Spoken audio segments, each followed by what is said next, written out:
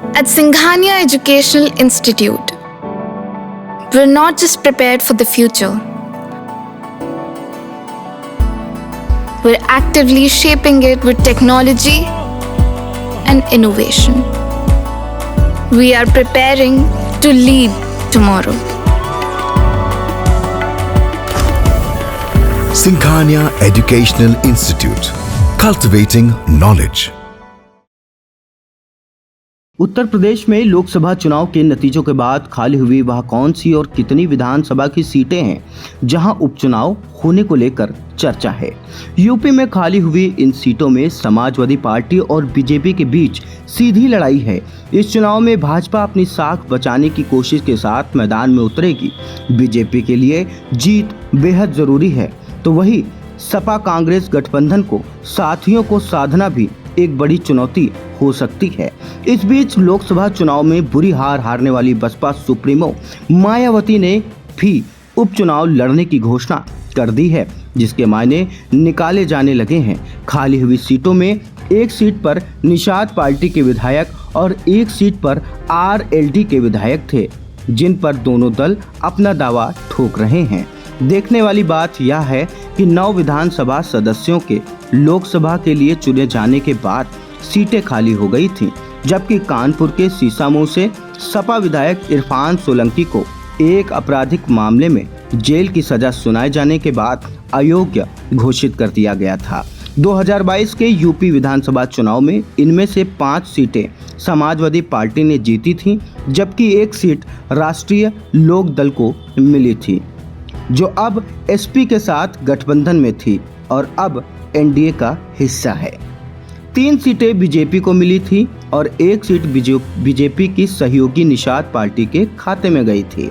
विधानसभा की जिन सीटों पर उपचुनाव होना है उनके बारे में विस्तार से आपको बताएंगे। पहले हम आपको भाजपा की सहयोगी दलों के दावों को भी बताते हैं। भले ही आंकड़ों के लिहाज से इस चुनाव की जीत बीजेपी और सपा को सदन में कोई खास बढ़त नहीं देने वाली है, लेकिन इसके सियासी मायने बड़े हैं। इस बार उपचुनाव भले ही मात्र 10 सीटों पर हो रहा हो, लेकिन इनके नतीजों का असर पक्ष और विपक्ष दोनों के मनोबल पर जरूर पड़ेगा। वहीं बीजेपी के सहयोगी भी इस चुनाव में अपनी हिस्सेदारी देख रहे हैं। निषाद पार्टी के राष्ट्रीय अध्यक्ष और योगी सरकार के मंत्री संजय निषाद का कहना है कि उनकी पार्टी की विधानसभा चुनाव में जो सीट थी उस पर वह उपचुनाव भी लड़ेंगे। सहयोगियों का मानना है कि भाजपा बहुत अच्छे से गठबंधन धर्म निभाना जानती है। वही आरएलडी प्रवक्ता अनिल दुबे का कहना है कि पार्टी अपनी एक सीट पर तो चुनाव लड़ेगी ही, वही एक और सीट की भी उम्मीद रखती है।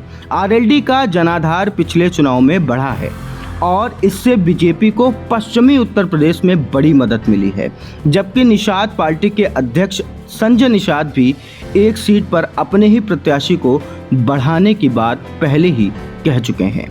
दूसरी तरफ बीजेपी इन उपचुनाव को महत्वपूर्ण बताती है।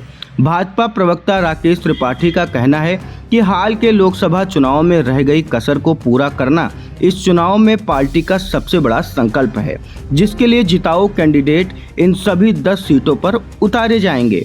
सीटों पर पार्टी का उम्मीदवार हो या सहयोगी, यह फैसला शीर्ष नेतृत्व ही करेगा, लेकिन एनडीए की जीत सबसे बड़ी प्राथमिकता होगी। बता दें कि ये उपचुनाव इंडिया अलायंस के अपने जीत के सिलसिले को बनाए रखने के लिए भी चुनौतीपूर्ण है। इस मामले पर समाजवादी पार्टी की प्रवक्ता जूही सिंह का कहना है कि लोकसभा चुनाव से उत्साहित पार्टी यूपी चुनाव की 10 सीटों पर तैयारी शुरू कर चुकी है और संगठन भी मजबूत किया है। समाजवादी पार्टी लोकसभा चुनाव की तरह ही जनता के मुद्दों के साथ इस उपचुनाव में भी जीत हासिल कर रही है और बीजेपी को भी उपचुनाव में हार का सामना करना पड़ेगा।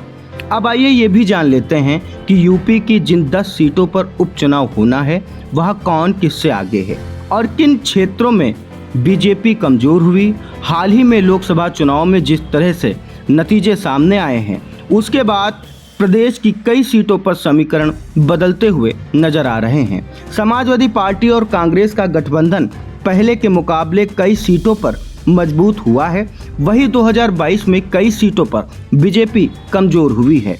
यूपी की जिन सीटों पर उपचुनाव होना है वो सीटें हैं फूलपुर, मझवा, मीरापुर, मिल्कीपुर, करहल, कुंदरकी, गाजियाबाद, कटहरी और खैर विधानसभा सीट। इसके अलावा रायबरेली की ऊंचाहार सीट भी सुर्खियों में है। इस सीट से विधायक मनोज पांडे अब बीजेपी में शामिल हो चुके हैं। उन्होंने भी इस्तीफा दे दिया है, लेकिन इस सीट को अभी तक खाली घोषित नहीं किया।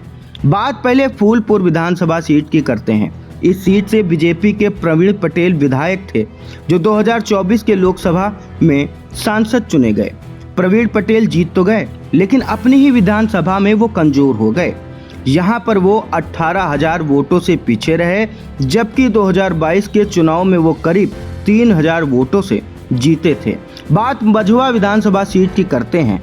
ये सीट मिर्जापुर लोकसभा में आती है, जहां एनडीए की सहयोगी और अपना दल की नेता अनुप्रिया पटेल ने लोकसभा में जीत दर्ज की। मझवा विधानसभा से अनुप्रिया को मात्र 2,000 की लीड मिली थी। इस सीट से डॉक्टर विनोद बिंद बीजेपी से गठबंधन के सहयोगी निषाद पार्टी विधायक चुने गए। 2022 में जीत का अंतर करीब 33,000 वोटों का था। इस बार विनोद बिंद बीजेपी के टिकट पर भदोही लोकसभा सीट से जीत दर्ज हासिल कर चुके हैं। हालांकि मझवा में बीजेपी कमजोर दिख रही है। मीरापुर विधानसभा सीट में रालोद के चंदन चौहान विधायक थे। इस बार बिजनौर लोकसभा सीट से 37,508 वोटों के अंतर से सांसद चुने गए थे। 2022 में रालोद ने सपा के साथ चुनाव लड़ा था, तब वो इस सीट पर 27,000 वोटों से आगे थे। इस बार रालोद का बीजेपी के साथ गठबंधन है। मिल्कीपुर विधानसभा सीट पर सपा के अवधेश प्रसाद को लोकसभा चुनाव में 8,000 वोटों से बढ़त मिली थी, जबकि अवधेश प्रसाद ने 2022 का चुनाव 13,000 वोटों से जीता था। अवधेश प्रसाद इस बार फैजाबाद सीट से सांसद चुने गए हैं।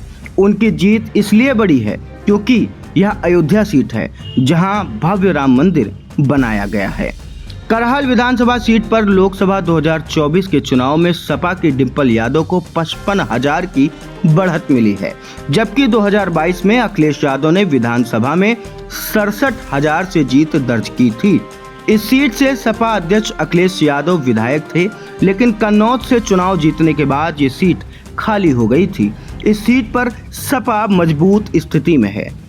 कुंदर की विधानसभा सीट पर समाजवादी पार्टी के जियाउर रहमान बर्क विधायक थे, लेकिन अब वो भी संभल सीट से सांसद बन गए हैं। उन्हें अपनी विधानसभा में तकरीबन 60,000 की लीड मिली थी, जबकि 2022 का चुनाव वर्क में 43,000 वोटों से जीता था। इस सीट पर सपा बीजेपी के मुकाबले और मजबूत दिख रही है। गाजियाबाद विधानसभा सीट पर बीजेपी के अतुल गर्ग विधायक थे। उनके सांसद चुने जाने के बाद यहां उपचुनाव होना है।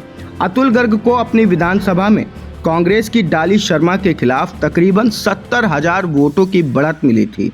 2022 के विधानसभा में उन्होंने 1 लाख से ज्यादा वोटों से जीत दर्ज की है। कटहरी विधानसभा सीट से सपा के लालजी वर्मा विधायक थे, लेकिन जब वो सांसद बन गए, जिसके बाद उन्होंने विधायकी से इस्तीफा दे दिया है। लालजी वर्मा को कटहरी में 17,000 वोटों से बढ़त मिली, जबकि 2022 का विधानसभा चुनाव 7,000 वोटों से जीता था। जाहिर है वो अपने क्षेत्र में और मजबूत हुए हैं। उन्होंने बीजेपी के मजबूत प्रत्याशी रितेश पांडे को 1,37,000 वोटों से हराया। रितेश पांडे ने 2019 में सपा बसपा गठबंधन से सांसद चुने गए थे, लेकिन चुनाव से ठीक पहले उन्होंने बीजेपी का दामन थाम लिया था। अलीगढ़ की खैर विधानसभा सीट भी बीजेपी विधायक अनूप प्रधान के इस्तीफे के बाद खाली हो गई है। अनूप प्रधान हाथरस से सांसद चुने गए हैं। उन्होंने 2,47,318 वोटों से जीत दर्ज की है।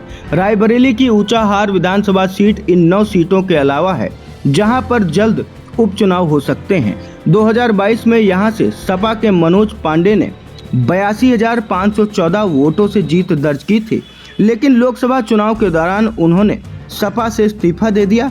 इस सीट पर कांग्रेस के राहुल गांधी के पक्ष में जमकर वोटिंग हुई। राहुल गांधी करीब 82,000 वोटों से आगे रहे। मनोज पांडे के इस्तीफे के बाद ये सीट खाली घोषित नहीं हुई है। इसके अलावा कानपुर के सीसामऊ से सपा विधायक इरफान सोलंकी को आपराधिक मामले में जेल की सजा सुनाए जाने के बाद अयोग्य घोषित कर दिया गया था। लिहाजा यहां भी उपचुनाव होने की बात कही जा रही है। फिलहाल यह उपचुनाव उत्तर प्रदेश में 2027 में होने वाले विधानसभा चुनाव का सेमीफाइनल के तौर पर माना जा रहा है।